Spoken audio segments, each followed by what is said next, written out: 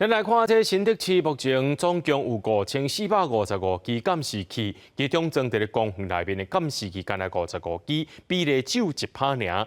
当地机关也指出讲，平常时民众去到公园运动散步，这公园内面的监视器数量是遐尼少，若像暗时电火无够光，恐惊会有治安的问题。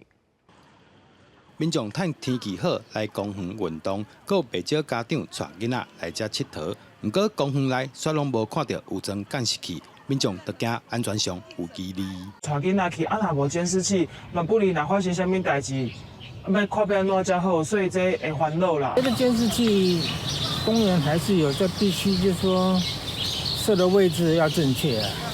如果设的位置正确，就不用太多啊。在对议员指出，新德市计共有5455支的监视器。整体新德市公园内却干那55支，算起来只占1%。若有安全问题，若是公园出现治安问题，警方恐惊嘛无影像记录来协助办案。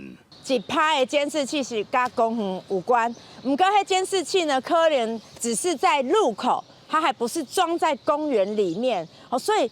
常常我们接到陈情县公园内底有啥物危险的代志，都没有监视器可以还原画面，民众跟孩子的安全呢，其实是有疑虑，没有被保障的。我们的公园大多为邻里型的公园，那邻里型公园它旁边的道路上其实都有设置相关的监视器，但我们也考虑到说，有民众反映我们的内部是不是也要更提升安全品质？哪些比较有可能发生一些比较治安的事件，那我们会优先在该处公园来布建相关的监视设备。